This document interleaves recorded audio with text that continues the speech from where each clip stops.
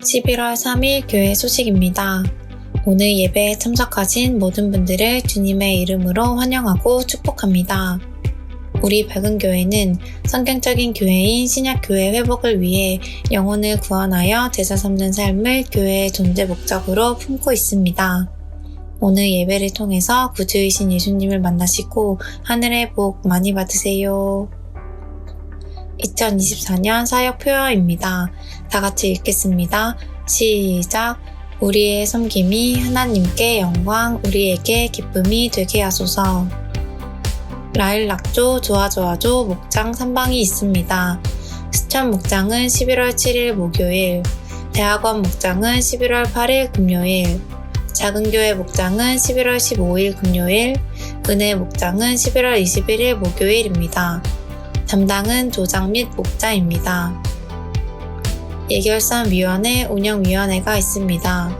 일시는 11월 16일 토요일 11시 30분이고 제목은 24년 결산 25년 예산입니다.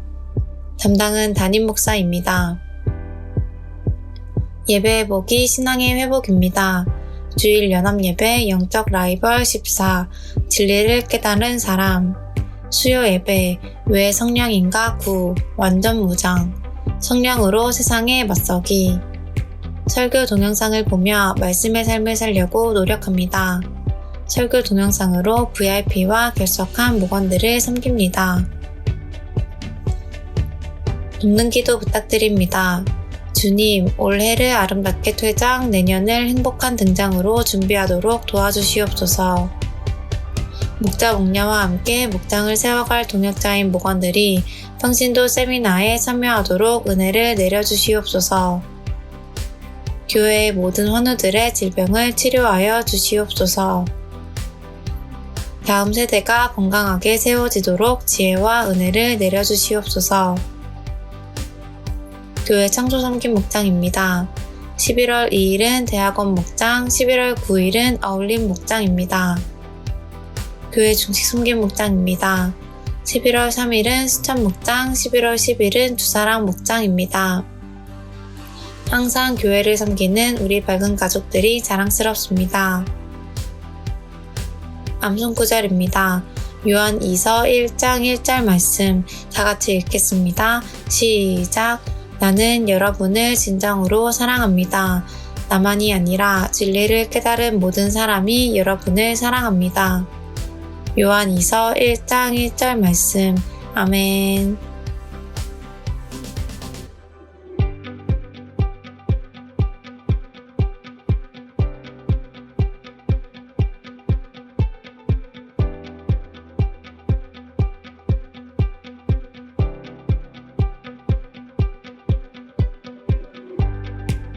이번 한 주간도 주님 안에서 승리하세요.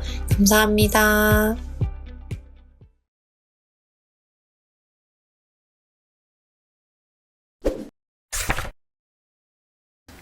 지난주 목요일 제가 여주를 다녀왔습니다. 10월 달에 있었던 목회자 컨퍼런스에서 6겹절로 모였던 목사님들을 다시 만나는 일이 있었는데 여주에 진흥교회라고 섬기는 또 목사님의 초대를 받고 다녀왔습니다. 진흥교회가 이렇게 됐는데 조립식 건물로 지어진 건물인데 20년 정도 된 건물이라고 그래요. 실내가 한 20명 정도 앉을 수 있는 좌석으로 되어 있는 전형적인 시골교회입니다. 감을 추수해가지고 여기저기에다가 감을 달아 놓으셨는데 나중에 오다가 제가 핸드폰 배터리가 다 돼서 문자를 못 받는데 저 감을 주려고 하다가 못 주셔가지고 아쉬우셔가지고 저걸 보내신 거예요. 다시 사진을. 목사님한테 감을 주려고 했는데 감을 놓쳤다고. 그래서 참 올해는 감을 참 많이 먹는 것 같습니다. 근데 이제 이분들이 이렇게 생기신 분들이에요. 65세 동갑내기신데 40세가 넘어서 결혼하셨어요. 사모님은 결혼 안 하려고 아주 발부둥 치시다가 하나님께서 부르시고 세우셔서 목회 얘기를 이제 목사님과 같이 하고 계신데 쌍둥이입니다. 사모님은. 사모님이 쌍둥이고 언니예요. 근데 동생이 간에 문제가 있어서 좀 힘들고 어려운 시간들을 보내다가 이제 회복이 되니까 결혼하고 싶다고 그러더래요. 그래가지고 너 몸이 그런데 어떻게 결혼해서 살 수 있겠냐 했더니 다 낫다고 병원에서 그러니까 나 결혼하고 싶다고. 그래가지고 동생이 돈을 따라서 건물주하고 결혼을 한 거예요. 그래서 이제 이 사모님은 반대를 했는데 결혼한다 그러니까 이제 어쩔 수 없이 이제 허락을 했는데 아기를 이제 가진 거죠. 아기를 가져서 병원에 가면 아기 점검하는 시간들이 많잖아요. 월별로. 그런데도 발견을 못한 게 있었다는 거예요. 아기가 태어나야 되는데 이제 문제가 이제 생긴 거예요. 그래가지고 자연분만을 못하고 이제 배를 갈라서 태어나야 되는데 가르고 나니까 그 동생분의 배 이쪽에 간이 굳어가지고 있는 거예요. 근데 아이는 멀쩡하더라는 거예요. 3.16인가 태어났대요. 그런데 이제 이 동생이 죽게 생긴 거예요. 그래가지고 이 사모님이 동생을 위해서 이제 기도를 하는데 하나님하고 딜을 할 수밖에 없잖아요. 위급하면 딜을 하게 되더라고요. 그래서 하나님께서 너 그러면 내가 원하는 종이 됐으면 좋겠다. 그래서 이제 목회자고 결혼을 해야 되는데 나이는 40이 넘었지. 이 사모님이 좀 세시거든요. 그러니까 웬만한 남자가 눈에 안 들어오는 거죠. 그런데 저 목사님을 눈에 들어오게 하시고 결혼하게 하시는데 자기 마음에는 아주 들지 않는데요. 그런데 하나님이 동생을 살려줄 테니까 이렇게 하라고 그러니까 동생만 살려주시면 제가 그렇게 하겠습니다.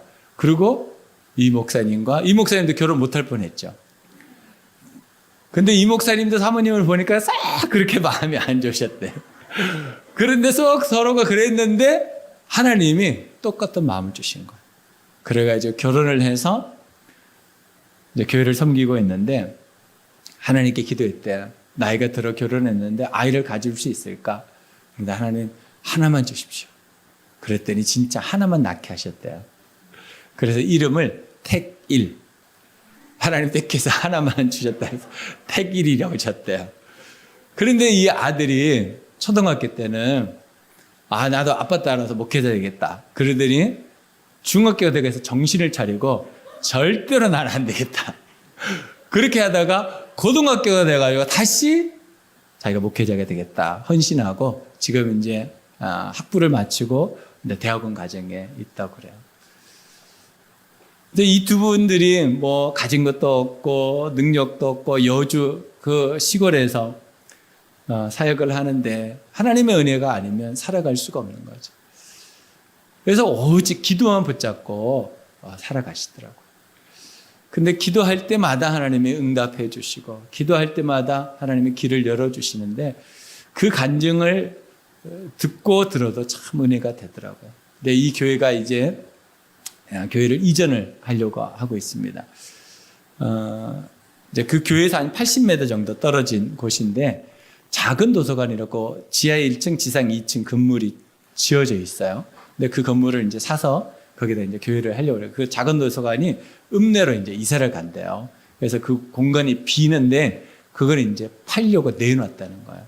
그래서 이제 이 교회가 그것을 매입하려고 기도하고 있답니다. 하나님께서 돕는 손길을 주셔서 충분히 매입할 수 있다 이렇게 얘기해 주시더라고요. 그래서 그 건물에 한 층을 더 높여서 3층 건물을 넣어줬고 지하 1층에서 4층 건물을 이제 지으려고 하신다 그러더라고요.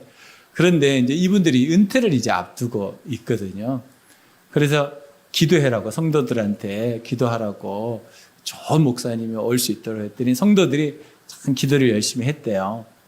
그런데 어느 날 사모님 우리가 기도하다가 응답받았다고 이제 사모님 기도 안 하셔도 된다고 오실 분이 정해져 있다고. 아니 나는 모르는데 당신들 어떻게 정해져 있다고. 아니 누구냐 그래서 아들. 그런데 그 아들이 자기가 도시 목회를 하고 싶어 했대요. 그래가지고 이제 목사님하고 사모님은 전혀 아들이 여기 시골에서 사역하리라고 생각도 안 했는데 그 아들이 결정했다는 거예요. 그래가지고 이 시골 교회에 세습하게 됐습니다. 여러분, 세습 얘기가 부정적으로 들릴 수 있는데 이 교회는 복음입니다. 그래서 이제 그 전도사님이 이제 함께 동역하면서 교회를 세우고, 이 두 분은 교회를 이제 지어서 그 아들이 목회할 수 있도록 전달해 주는 일만 남았다, 이렇게 간증하시더라고요. 이것도 기적적으로 되어지는 일들이에요. 우리가 신앙생활을 하다 보면 하나님이 우리한테 딜을 원할 때가 있습니다. 코너에 몰아넣고 딜을 원할 때가 있습니다. 그때 여러분, 하나님이 요구하시는 대로 아멘 하시면 좋습니다. 내가 고집 부리면요, 고집 부린 만큼 손해입니다. 인생이 그런 것 같아요.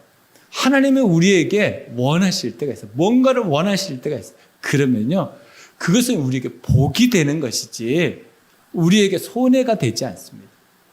그러니 여러분 삶 속에 하나님께서 여러분들에게 딜을 원하시면 아멘하고 하나님께 드리십시오.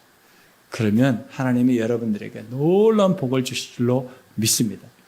그 복을 우리 모든 성도들이 누렸으면 참 좋겠습니다.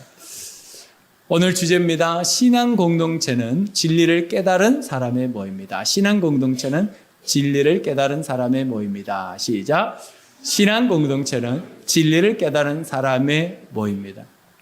여러분, 우리가 신앙 공동체, 교회 공동체 이렇게 얘기하는데 그 공동체의 정체가 뭔가? 그것은 진리를 깨달은 사람들의 모임입니다. 그래서 우리는 예수 그리스도를 중심으로 모였습니다. 예수 그리스도가 아니라면 우리가 이곳에 모일 필요가 뭐가 있겠습니까? 예수 그리스도 때문에 모이고, 예수 그리스도 때문에 섬기고, 예수 그리스도 때문에 우리가 살아가고 있는 거죠. 그 진리, 예수라고 하는 진리를 깨달은 사람들의 모임, 그것을 신앙 공동체다, 이렇게 말합니다. 그러면 진리가 뭘까요? 진리. 국어적인 정의는 이렇게 되어 있습니다. 현실이나 사실에 분명하게 맞아 떨어지는 것, 또는 보편적, 불변적으로 알맞는 것을 뜻한다. 참, 진실 등으로 불린다. 이것을 진리라고 해석해 놨습니다. 진리는 시간이 바뀌어도, 환경이 바뀌어도, 사람이 바뀌어도 여전히 그 자리에서 그 모습으로 남아있는 것이 진리입니다. 예수 그리스도께서 2000년 전이나 지금이나 동일하십니다. 앞으로 언제 오실지 모르지만 오실 그때에도 동일하실 겁니다. 그것이 진리입니다. 이 세상의 것들은 다 흔들리고 변합니다. 그러나 예수 그리스도만은 변하지 않습니다. 그래서 우리는 예수 그리스도를 중심으로 해서 모이는 공동체, 신앙 공동체입니다.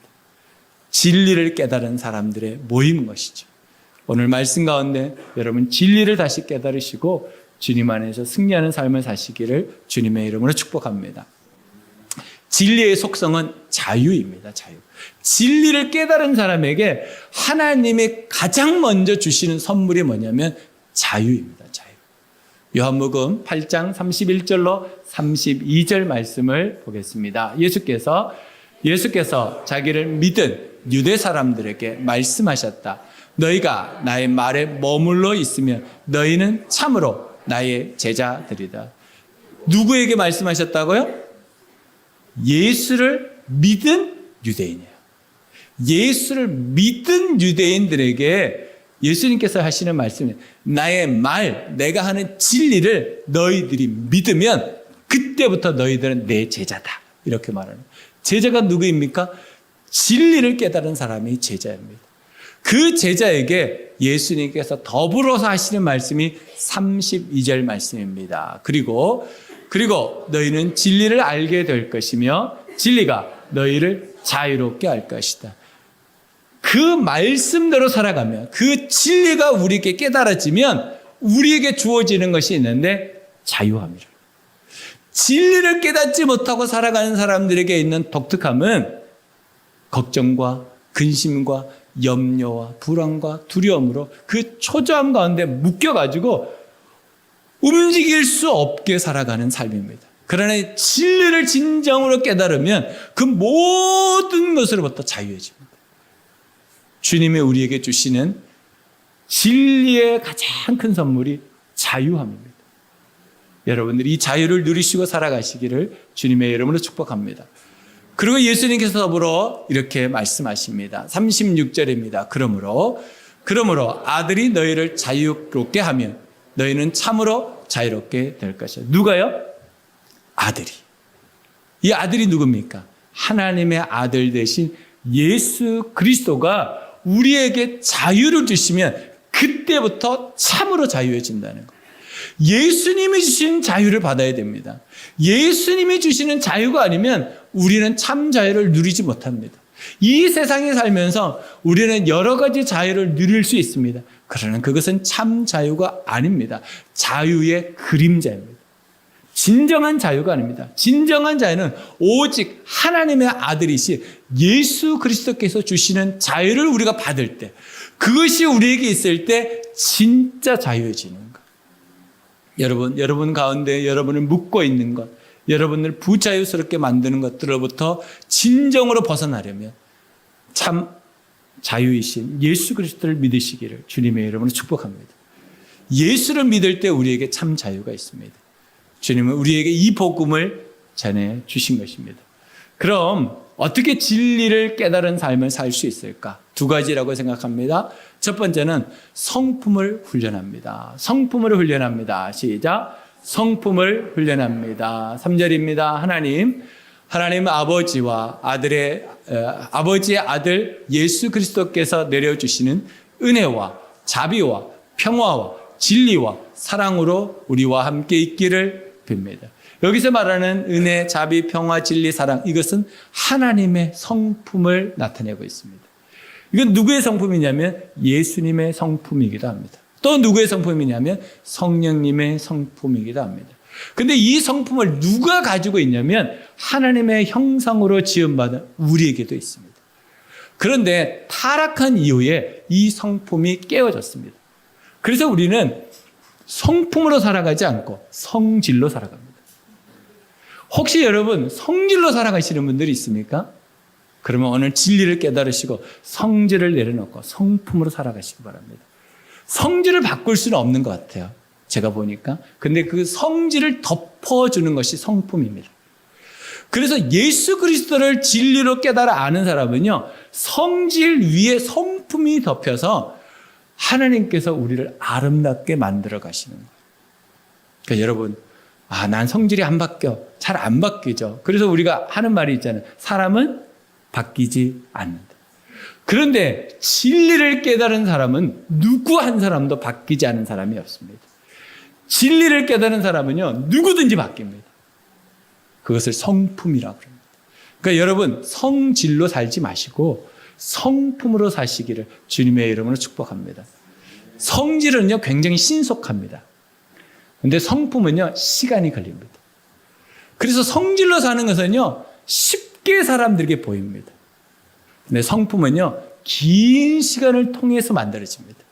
그러니 옆에 분 이렇게 보시면서, 성질로 살면서 얼마나 힘드냐. 성품을 만들려면 시간이 필요하다는 것을 아시고 기다려 주셔야 됩니다. 주님도 기다리고 계시니까. 우리 서로 성질 부리지 말고 성품으로 서로를 섬기는 우리 모든 성도들이 되시기를 주님의 이름으로 축복합니다. 요한복음서 1장 14절에 이렇게 말합니다. 그 말씀은 육신이 되어 우리 가운데 사셨다. 우리는 그의 영광을 보았다. 그것은 아버지께서 주신 외아들의 영광이었다. 그는 은혜와 진리가 충만하였다. 예수님의 성품, 은혜와 진리가 충만했다. 그러면 우리 안에도 이것이 충만해야 되지 않겠어요? 그래서 우리는 예수님을 가까이 해야 됩니다. 여러분, 누구를 가까이 하느냐에 따라서 성품이 달라집니다.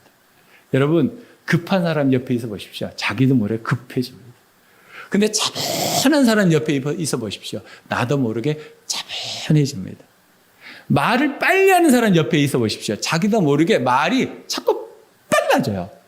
근데 말을 느리게 하는 사람 옆에 있어 보십시오. 답답해서 죽습니다. 그러니까 여러분, 성품은요, 훈련해야 되는 거예요, 훈련. 내가 예수님 그 진리 되신 분을 깨달았다고 바로 성품이 되어지는 것이 아니라 지금까지 살아왔던 성질을 내려놓는 시간이 꼭 필요합니다. 그러니 훈련하시기 바랍니다. 저도 훈련하고 있습니다.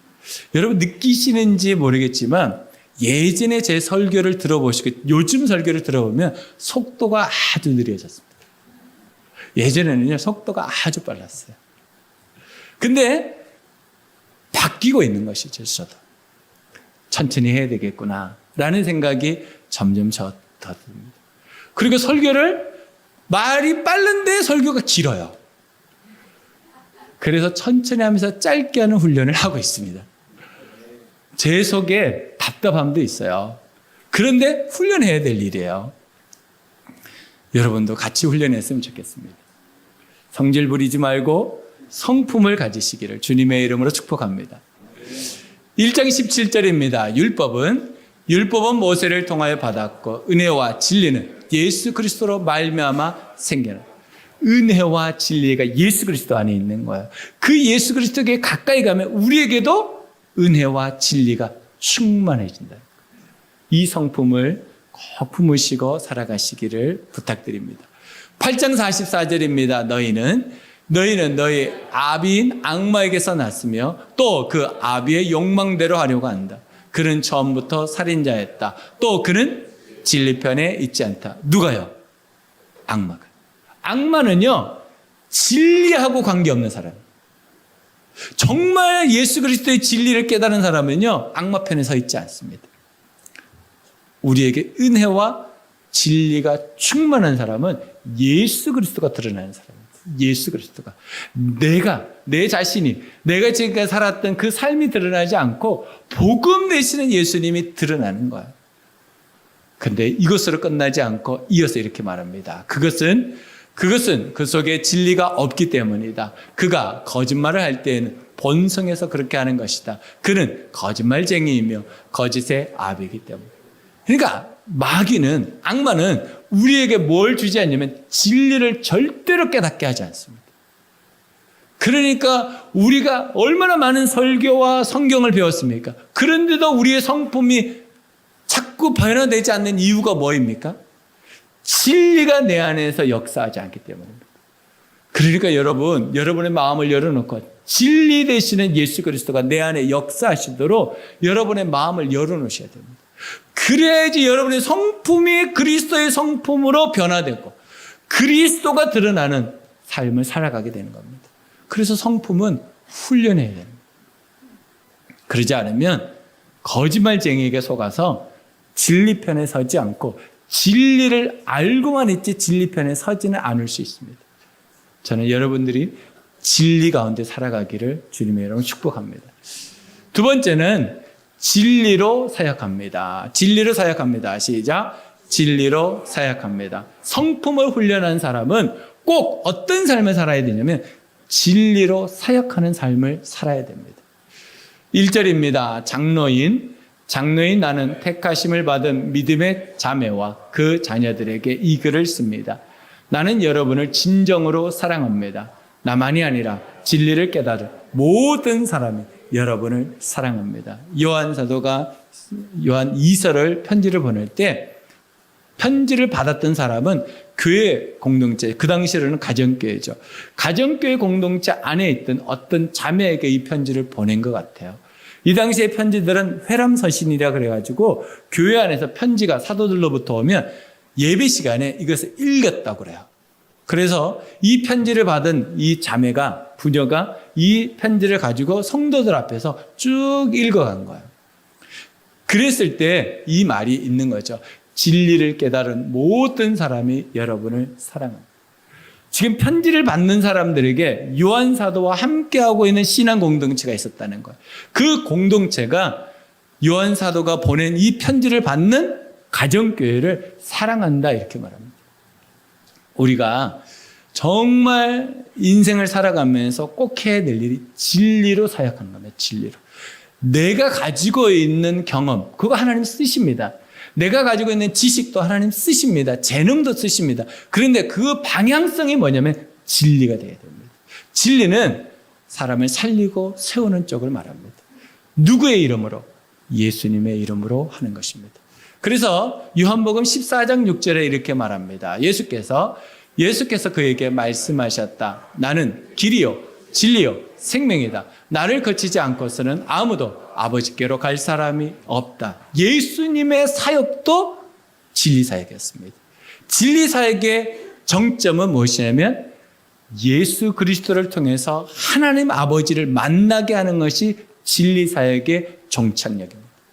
그러니까 예수님을 통해야지만 하나님께로 갈 수 있는 거예요. 그게 진리 사역이거든요. 그러니까 우리가 진리 사역을 한다 했을 때는 내가 먼저 예수님을 만나야 됩니다. 그래야지 내가 누군가를 섬길 때 그도 함께 예수님을 만나게 하는 거예요. 예수님을 만나는 이유가 뭡니까? 거기서 멈추는 것이 아니라 하나님 아버지를 만나서 구원을 받고 천국의 삶을 살게 하는 거예요. 예수님은 그 목적으로 이 땅에 메시아, 중보자로 오신 겁니다. 우리는 그 사역을 해야 됩니다. 이 땅에 사는 동안 진리 사역은 중보자 사역이고 메시아적인 사역인 것입니다. 그래서 우리가 어디에 있든지 무엇을 하든지 진리 사역을 살아가야 됩니다. 온전한 예배를 참여하게 됩니다. 요한복음 4장 23절입니다. 참되게 예배를 드리는 사람들이 영과 진리로 아버지께 예배를 드릴 때가 온다. 이것이 바로 그때이다. 아버지께서는 이렇게 예배를 드리는 사람들을 찾으신다. 무엇으로 예배 드려요? 영과 진리. 근데 이 영이라는 것은 성령이거든요. 성령과 진리로와 성령 똑같은 말입니다. 성령은 진리의 영이시고요. 진리를 통해서 우리가 하나님을 깨닫는데 도와주시는 분이 성령님이십니다. 그러니까 우리가 예배를 온전히 드릴 때 어떤 일이 일어나냐면 진리로 예배를 드리는 겁니다. 그러니까 진리를 깨달을 때 하나님 앞에 온전한 예배를 드릴 수 있어요. 우리는 예배 가운데 나올 때 오늘 주일이니까 주일을 지키기 위해서 이 장소에 오실 수 있습니다. 그러나 진짜 예배의 목적은 진리 가운데서 하나님을 만나는 겁니다. 진리를 깨닫는데 그 목적이 있습니다. 그래서 여러분 오늘 이 자리에 일어나시기 전에 소원하십시오. 하나님 오늘 진리를 깨닫는 시간 되게 주시옵소서. 그래야지 그 진리를 깨달은 대로 살아갈 수 있는 거예요. 그게 진리로 사역하는 겁니다. 진리를 깨닫지 못하면 어떻게 살아갑니까? 내 뜻대로, 내 계획대로, 내 마음대로 살게 되어 있습니다. 그러니까 진리를 깨닫는다는 것은 우리가 너무 중요한 것입니다. 그 통로가 예배입니다.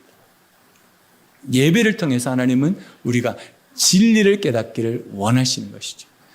성령 사역은 단 하나로 딱 집중되어 있는데 그것은 뭐냐면 예수를 그리스도로 믿게 하는 것이 성령 사역입니다. 이게 진리 사역입니다. 성령님은 자신의 무엇을 나타내는 것이 아니고 예수님을 믿도록 돕는 일에 쓰임받는 것이 성령님이십니다.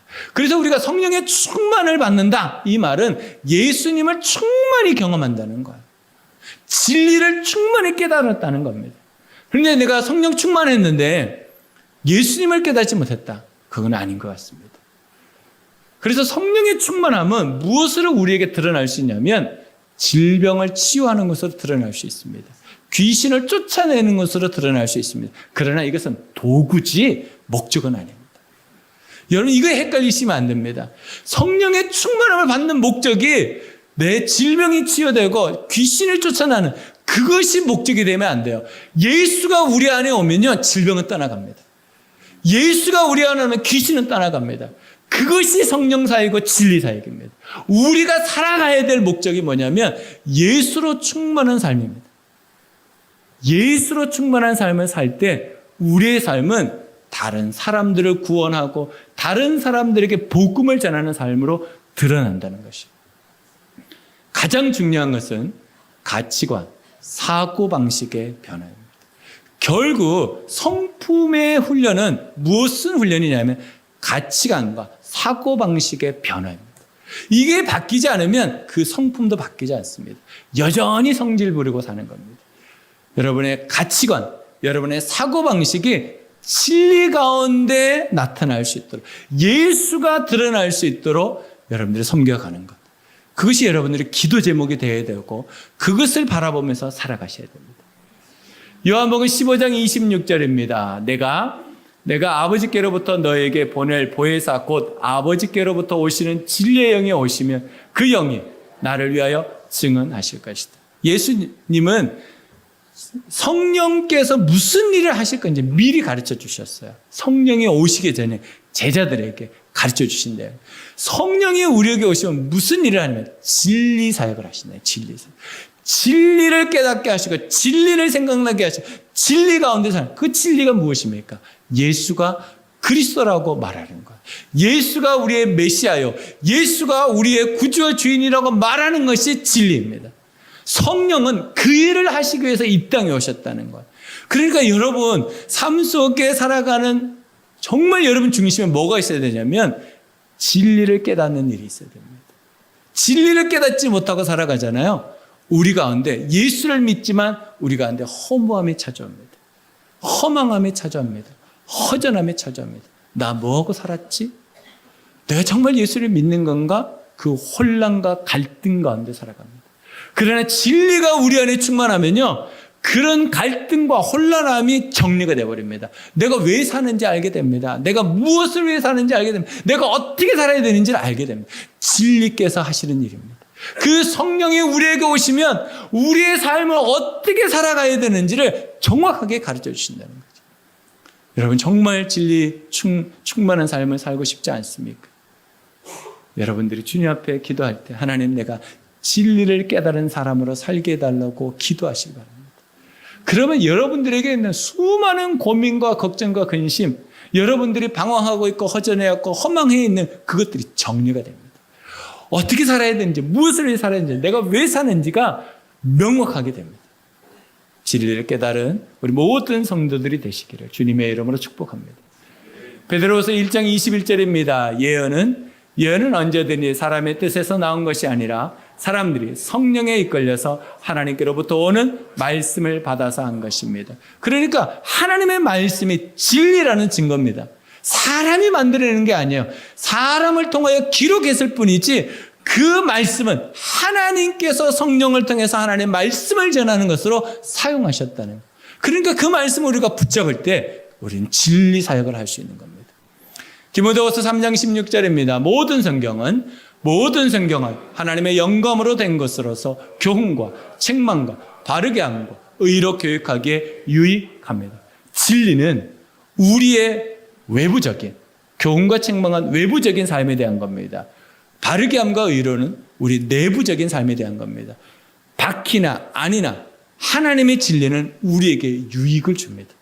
왜 유익하냐면 예수가 어떤 분이신지를 명확하게 알게 하기 때문에 우리의 수많은 어려운, 수많은 갈등과 고민과 혼란함을 어떻게 정리할 수 있느냐?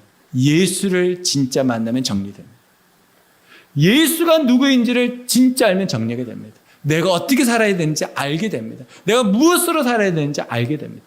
근데 예수를 믿지 않으면, 정말 진리이신 그 예수를 깨닫지 못하면 여기에 앉아있는데 여기가 어디며 내가 무엇하라고 앉아있는지 헷갈립니다. 내가 왜 살고 있는지도 모릅니다. 여러분 안에 이 진리가 깨달아지시기를 주님의 이름으로 축복합니다.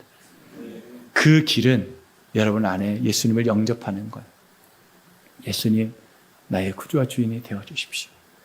간단한 것 같지만 예수님께서 이 간단한 고백을 통해서 구원을 주신다고 약속해 주신 거예요. 여러분, 이 고백을 날마다 하시기 바랍니다. 예수님은 나의 구주와 주인이십니다. 예수님은 우리 가정의 구주와 주인이십니다. 예수님은 우리 가족의 구주와 주인이십니다. 예수님은 우리 목장의 구주와 주인이십니다. 예수님은 우리 일터의, 직장의, 우리 학교의 구주와 주인이십니다. 예수님은 내 인생의 구주와 주인이십니다. 간단한 것 같지만 이 고백 가운데 예수님은 우리에게 믿음을 주시고 놀란 진리를 깨달아 알게 하는 은혜를 내려주신다는 것입니다. 여러분, 이번 한 주간 우리가 살아가는데 진리로 사역하시기를 주님의 이름으로 축복합니다. 그 사역 가운데 하나님이 우리에게 약속하신 것은 섬김과 보상이라는 은혜입니다. 고린도전서 15장 58절입니다. 그러므로 나의 사랑하는 형제 자매 여러분, 굳게 서서 흔들리지 말고 주님의 일을 더욱 많이 하십시오. 여러분이 아는 대로 여러분의 수고가 주님 안에서 헛되지 않습니다. 헛되지 않습니다. 헛되지 않습니다. 약속해 주신 거예요. 진리로 사역하면, 진리 가운데서 살아가면 여러분의 삶이 헛되지 않겠다고 약속하시는 거예요. 예수 그리스도를 드러내고 예수 그리스도를 고백하고 예수 그리스도로 살아가면 여러분의 삶이 누가 뭐라 그래도 헛되지 않습니다.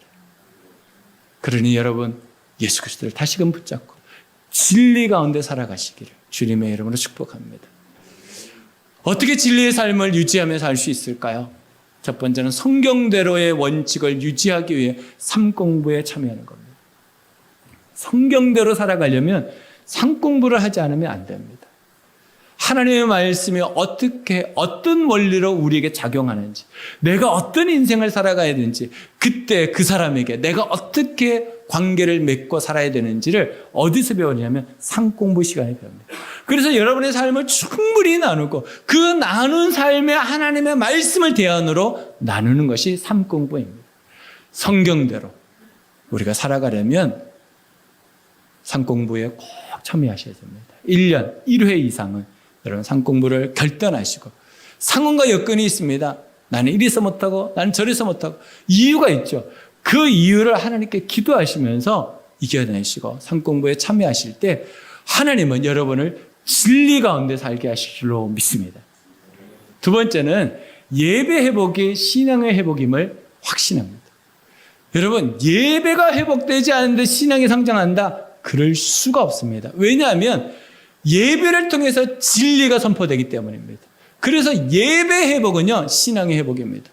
그래서 여러분, 조금 더 힘을 내셔서 수요 예배에 여러분 함께 하시면 좋겠어요. 수요 예배에 열심히 나오시더니 요즘 조금 등한이 되시는 것 같아요. 힘을 내십시오. 그리고 수요 예배 오십시오. 수요 예배는 주일 예배하고는 다릅니다. 치유와 회복에 있는 모임입니다. 하나님께서 치료하시고 회복하시는 것입니다. 그래서 우리가 찬양 가운데 하나님의 놀라운 치유 회복을 주시고 기도 가운데 주시고 말씀 가운데 주시거든요.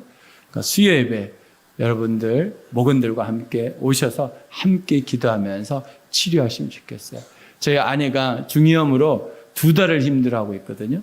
근데 포기하지 않고 저한테 계속, 남편한테 여러분 기도를 받는다는 게 쉬운 일이 아니에요. 실상을 다 알고 있는데. 근데 그 앞에 무릎을 꿇고 기도받는다? 엄청난 믿음이 필요합니다.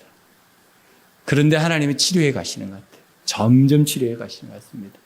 여러분 수요예배 오셔서 여러분들이 가지고 있는 질병과 고통과 아픔을 하나님께 내어놓고 함께 기도하는 날이 수요예배입니다. 제가 새벽 예배는 여러분에게 양보했습니다. 그러나 수요예배는 양보할 수 없습니다. 여러분 수요예배에 결단하시고 꼭 목원들과 함께 참여하셔서 정말 여러분들의 가족들이 치유되고 회복되는 일에 헌신하고 섬겨야 되지 않겠습니까? 저는 우리 수요예배 성령의 충만한 역사들이 일어날 줄로 믿고 기도하고 있습니다. 그래서 제가 수요일을 금식하는 날로 정하고 기도하는 것입니다. 우리 성도들에게 하나님의 놀라운 치유가 나타나도록 섬기기 위해서입니다. 지금 벌써 2년이 돼가는 것 같아요. 수요일 날 금식하면서 기도한 지가. 하나님께서 은혜 주시지 않겠습니까? 저는 하나님과 딜을 한 겁니다. 하나님 예배 가운데 회복을 주시옵소서. 치유하여 주시옵소서. 여러분 수요예배에 꼭 함께 오셔서 하나님의 놀라운 은혜를 누리시기를 주님의 이름으로 축복합니다. 세 번째는 목장 사역에 동역하는 겁니다. 목장 사역. 목장은 목자 목념을 하는 게 아닙니다. 목장은요 함께 하는 겁니다. 목장 사역은 동역입니다. 우리 옆에 분하고 같이 인사하면서 얘기하시죠. 목장은 동역입니다. 시작. 목장은 동역입니다. 목장은 동역입니다. 목장은 동역이에요. 여러분 이 세 가지를 이번 한 주간 동안 하나님 안에서 승리하시기를 주님의 이름으로 축복합니다. 기도하겠습니다.